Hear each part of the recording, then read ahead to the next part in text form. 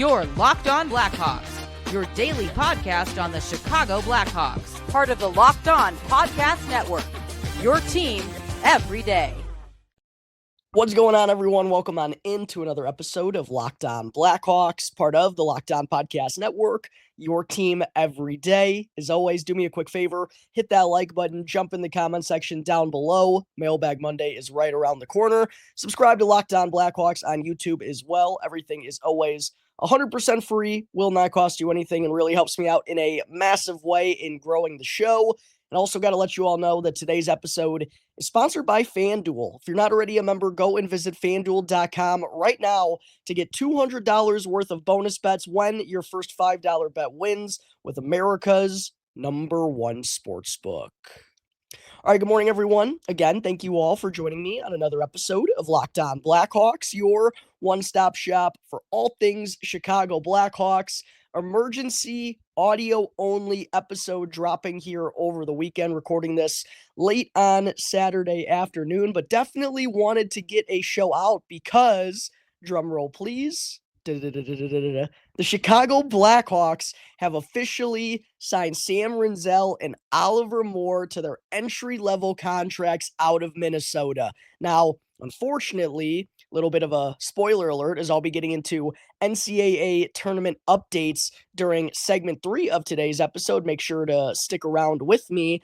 But with Minnesota being eliminated in the first round, that meant Sam Rinzel and Oliver Moore officially had their sophomore seasons with the Golden Gophers come to a close and were free to sign their entry-level deals. That's precisely what we saw go down this morning, Blackhawks fans. Sam Rinzel, Oliver Moore officially making the leap to the pro hockey scene. And hey, looks like they're going to be making their NHL debuts when the Blackhawks take on the Utah Hockey Club tomorrow night. So I do apologize for not having a regular video version coming out today of Locked On Blackhawks, but had to at least had something coming out before the debuts of Sam Rinzel and Oliver Moore, two high first-round picks for the Blackhawks in these last couple of years, and two players that we're very hopeful are going to be key puzzle pieces of the rebuild here in Chicago. Let's start with Sam Rinzel. Since he was selected first, Blackhawks fans, I know most of my audience, since I do talk about prospects so much on the show,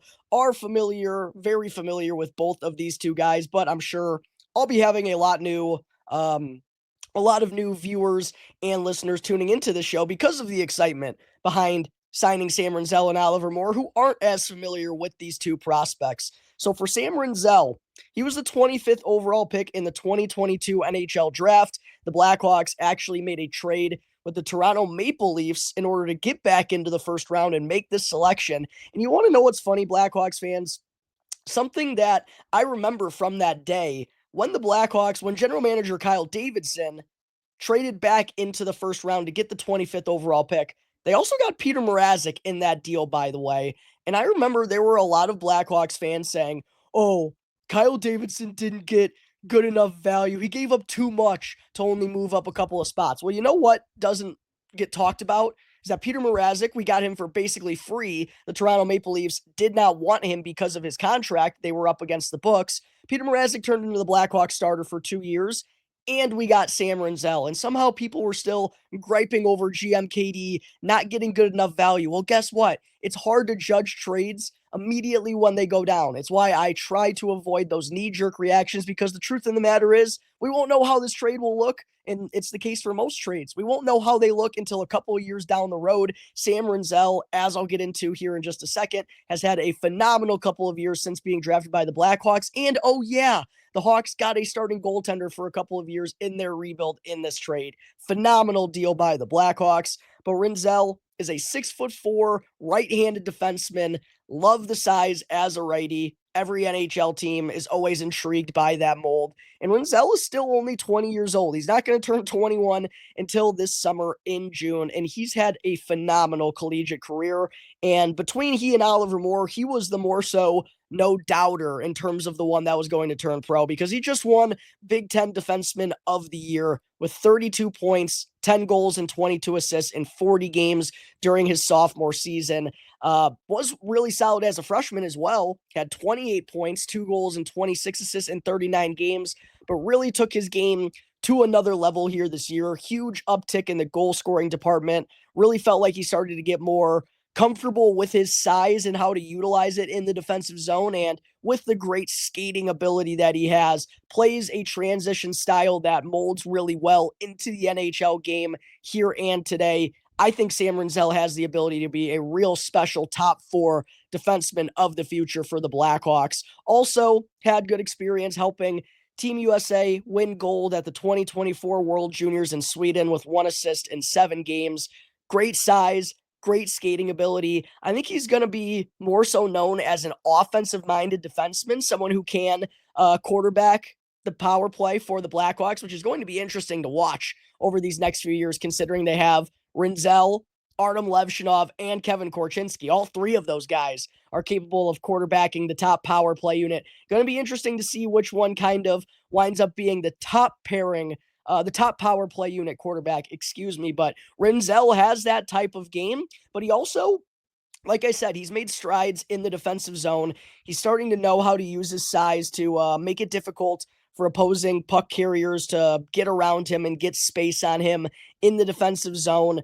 I think he's still got a ways to go to really know how to properly use his size against grown men at the next level. But, I don't really expect to see that from Rinzel right out of the gate as a kid who's only 20 years old, hasn't fully filled out his frame yet. But once he does, he's going to have special ability because of his size, his skating ability. And thinking about Sam Rinzel playing at over 200 pounds as like a 24, 25-year-old grown man in a couple of years has me super, super excited about his future. He's going to be wearing number 6, by the way, for the Blackhawks. Wore number 5 with Minnesota, but obviously Connor Murphy, the longest tenured member of the Blackhawks, wears number 5. So Rinzel's wearing number 6 as of right now.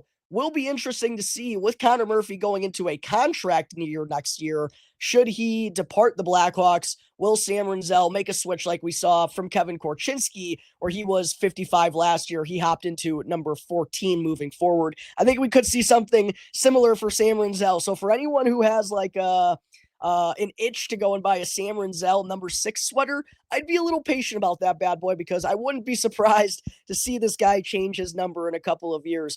But I've talked about Sam Rinzel, a ton on the podcast over the last couple of years, and I could not be more stoked to watch him make his NHL debut tomorrow against the Utah Hockey Club. And then that gets us to Oliver Moore, Blackhawks fans, the 19th overall pick in the 2023 NHL draft. Could not believe he slid down that far. I think most folks expected him to be a top 10 pick, at the very least, a top 15 selection.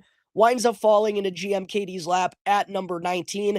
He's a 5'11" forward, mostly played the center ice position for Minnesota and also for the United States at the World Juniors the last 2 years. He's a 2-time gold medalist for the United States. Mostly has played the center ice position, but does have the ability to play the wing as well. And like Sam Rinzel, a phenomenal couple of years with the Golden Gophers, but still won't turn 21 years old until next January. So 2 more kids jumping onto the scene for the Blackhawks. I now believe that makes 17 players on their NHL roster 25 years old or younger. It is the full future look for this NHL group in the final 10 games of the season.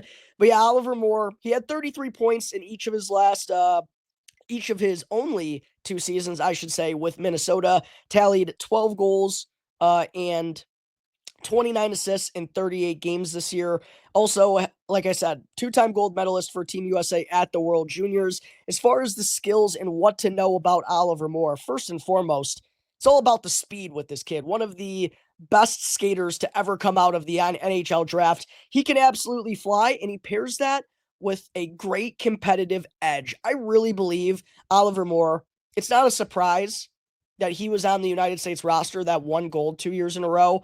Minnesota, I know their year didn't end the way they wanted it to, but they've been one of the best teams in the Big Ten in all of college hockey the last 2 years. And I don't think it's a surprise because of the way Oliver Moore plays. He plays a winning style of hockey. He's a great competitor. As I mentioned, he has that elite speed that he uses on both ends of the ice.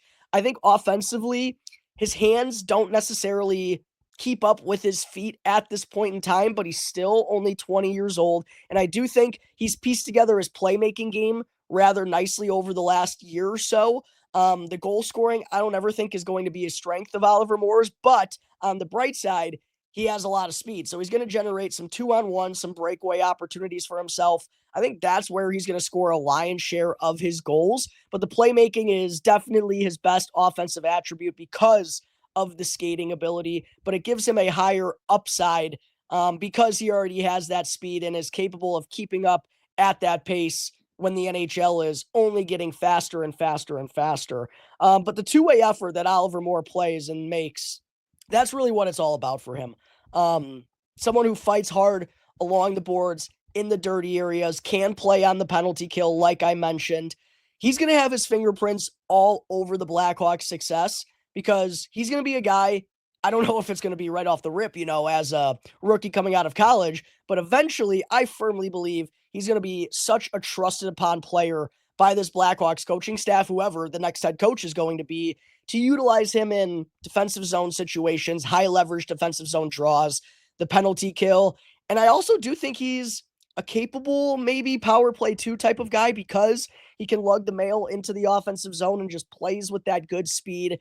I don't think Oliver Moore is ever going to be like a point per game offensive player, but truthfully, Blackhawks fans, that's not what we drafted him to be.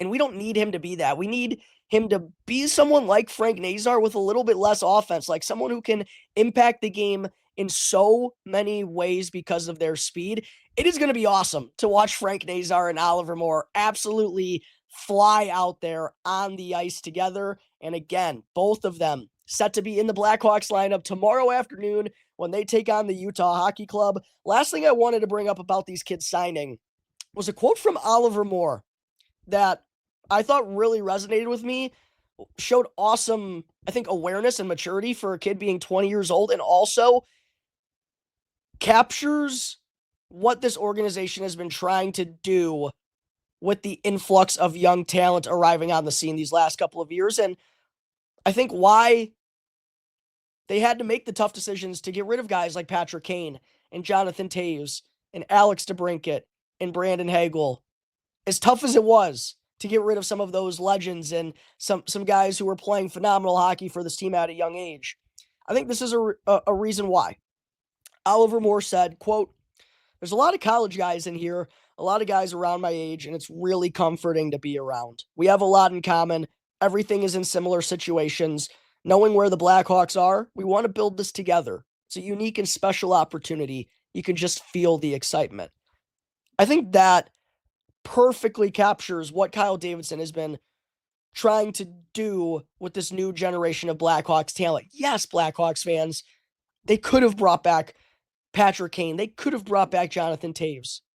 But it would have overshadowed, and it would have always overshadowed the next generation and that next group of guys clicking up with one another to become the next Jonathan Toews and Patrick Kanes. We're hopeful that they can create that new vibe in the locker room and create it together from the ground floor with one another. Again, I believe it's now 17 players under 25 years old on this Blackhawks roster.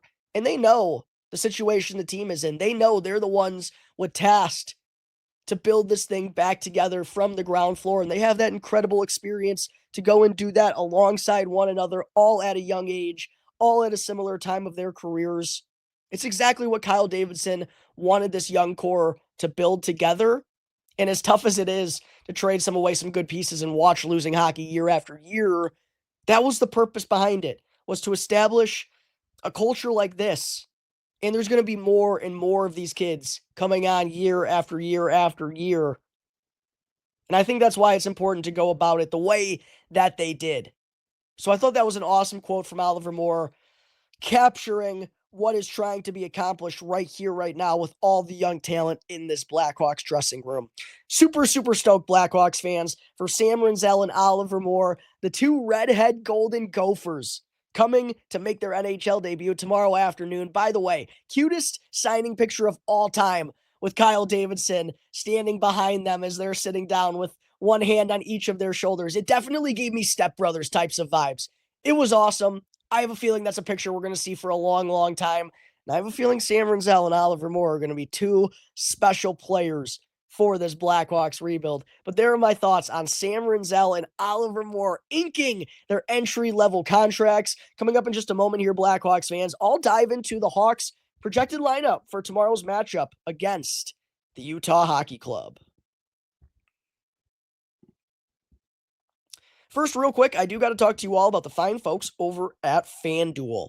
March Madness is here. We're getting down to the Final Four, and FanDuel is giving you the chance to get in on the action like never before, because right now, new customers can get $200 worth of bonus bets when your first $5 bet wins. Again, it's 200 extra bucks to use on everything from buzzer beaters to Cinderella stories, and even who's going to cut down the nets. And with tournament games happening almost every day, there's always something exciting to bet on. And again, new customers, you'll get $200 in bonus bets when your first $5 bet wins. So what are you waiting for? Go and visit FanDuel.com right now to get in on the action with college hoops all tournament long.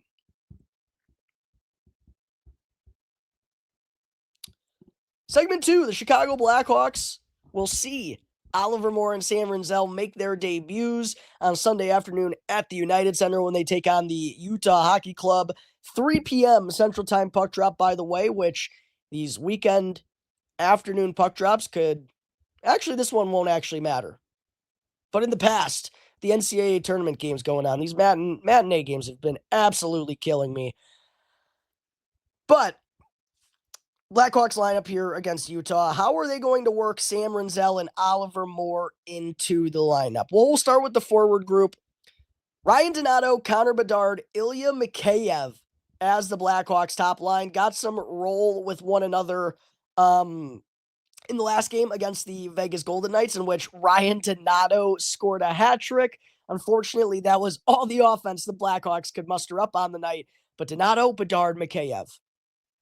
This is a trio I have literally been screaming for on this podcast for so long. You have to have these guys playing with Connor Bedard. Ilya Mikheyev has been electric in the second half of the season offensively. Donato has been the most consistent producer all year long. It did not make any sense for Connor Bedard to be playing with neither of them, and basically his best offensive weapon to be Frank Nazar, who's in his first NHL stint. I know you want to establish some chemistry with those guys, but if you want to do so, then go with Donato, Bedard, and Nazar, or Mikheyev, Bedard, and Nazar. Not, Jason Dickinson, Bedard, and Mikheyev. Like this, and Nazar, excuse me.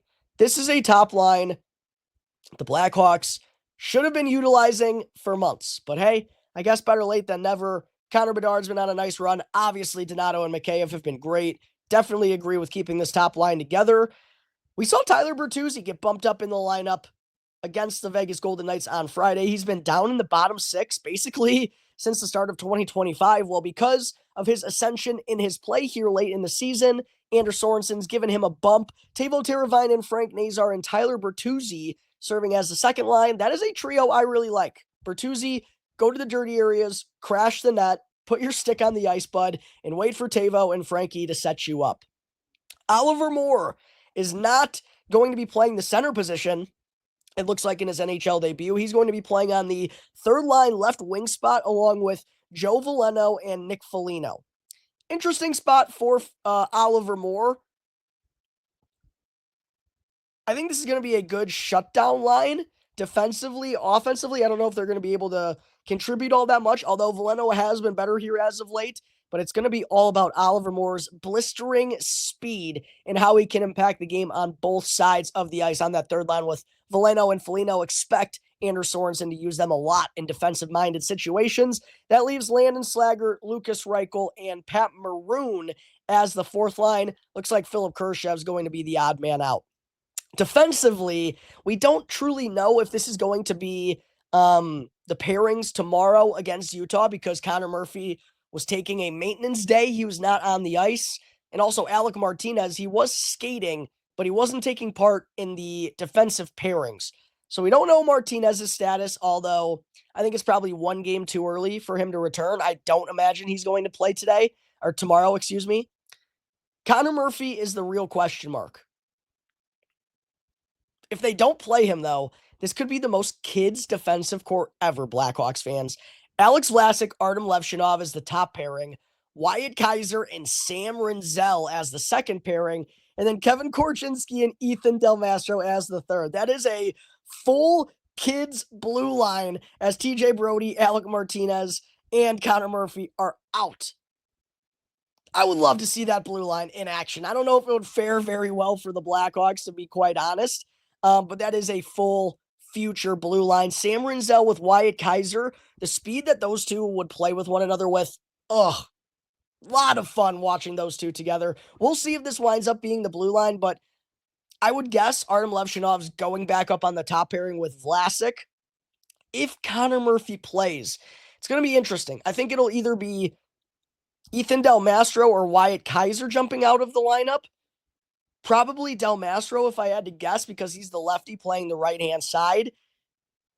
You go Korch and Murphy on the third pairing, Kaiser and Rinzel as the second.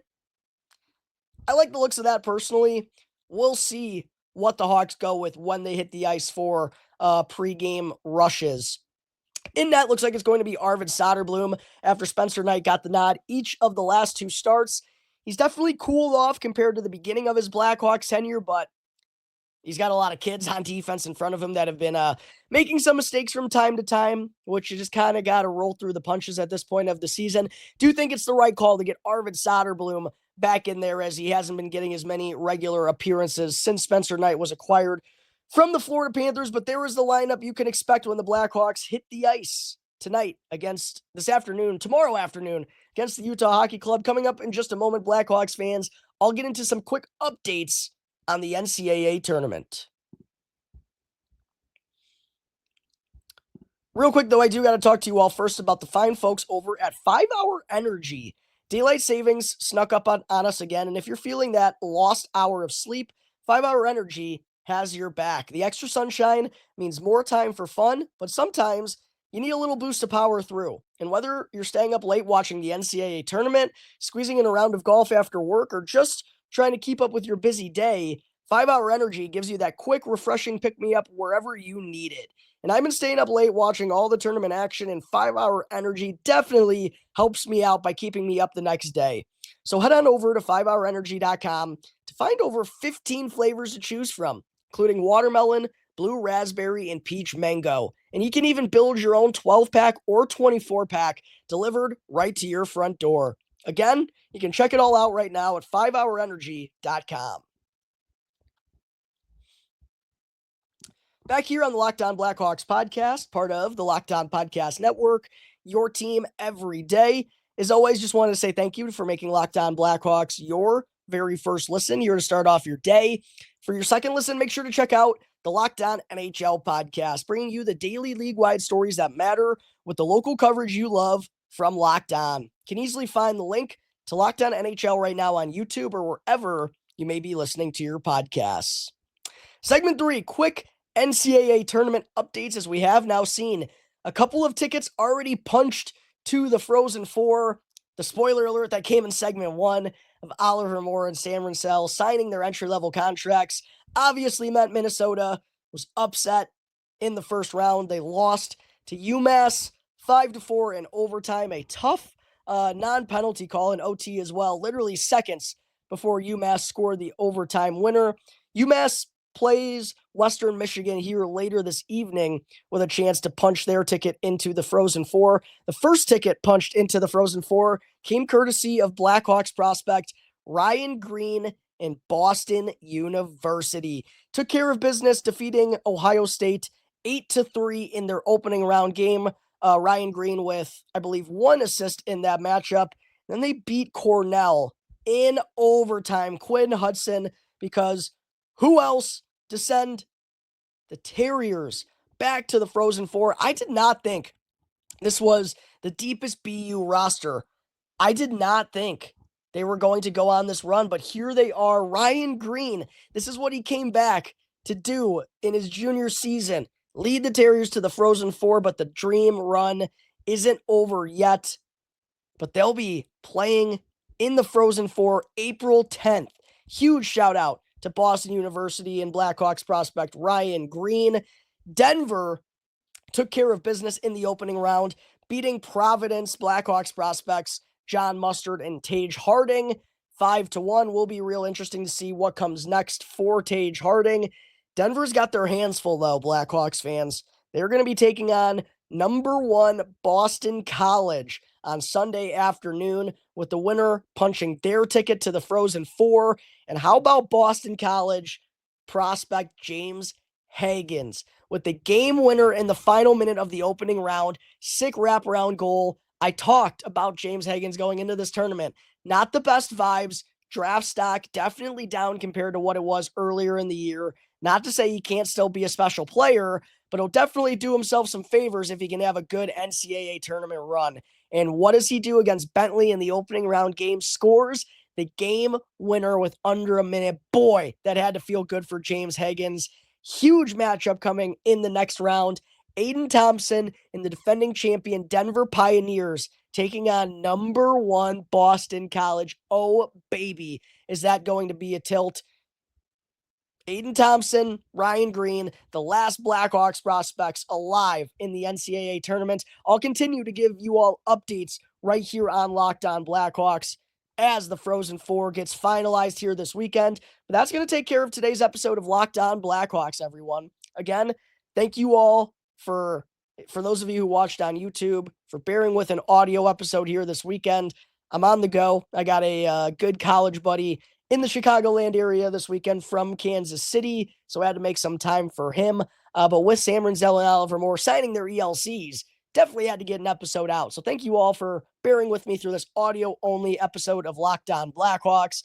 Again, reminder to go and follow the show for free wherever you may listen to your podcast, and subscribe to Locked On Blackhawks on YouTube to get the latest episode as soon as it becomes available each and every day.